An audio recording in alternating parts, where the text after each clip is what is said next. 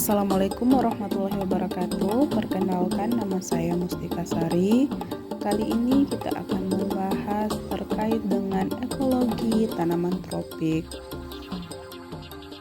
Apa itu ekologi? Nah, ekologi merupakan interaksi timbal balik antara makhluk hidup dengan lingkungannya yang menghasilkan kelimpahan organisme. Interaksi antar organisme ini terbagi menjadi beberapa bagian. Jadi di sini kita akan bahas terkait dengan interaksi antar organisme. Apa sih interaksi itu ya? Itu ada beberapa bagian. Salah satunya itu netralisme.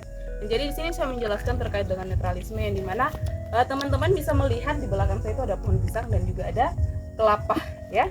Nah, jadi apa sih netralisme itu? Ya, netralisme itu hubungan dua populasi satu dan lainnya itu tidak saling mempengaruhi. Jadi netral gitu. Nah, bisa kita lihat ini ada pohon pisang dan ada pohon kelapa juga di bagian sana ya.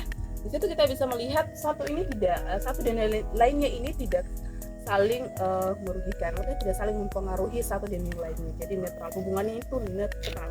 Kedua itu interaksi persaingan. Apa itu interaksi persaingan? Yaitu interaksi yang merebutkan sumber daya yang dimana sifatnya itu terbatas. Nah, misalnya unsur hara, kemudian cahaya, kemudian air, kemudian dan lainnya. Yang dimana kita bisa lihat di sini ya.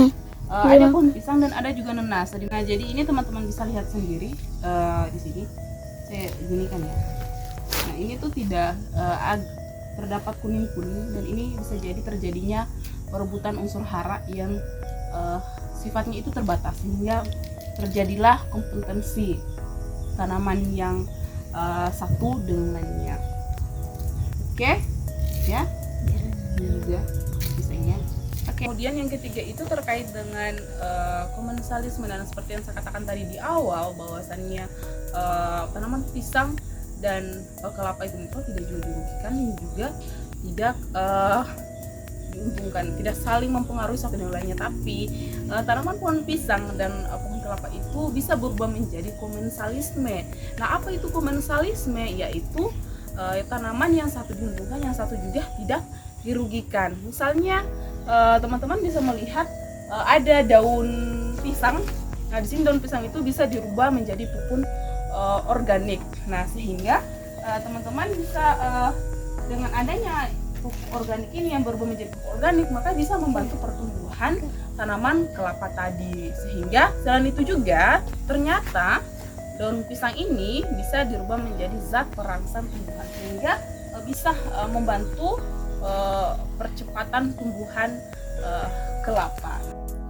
Kemudian yang terakhir, interaksi mutualisme atau yang saling menguntungkan. Misalnya cacing dan tumbuhan, di mana tumbuhan sangat terbantu oleh adanya cacing tanah yang membuat lubang-lubang di dalam tanah, sehingga air dan udara yang diperlukan tumbuhan menjadi lebih mudah meresap dan diserap oleh akar. Sebaliknya, cacing tanah mendapatkan makanan dari daun-daun kering yang berguguran yang kemudian membusuk.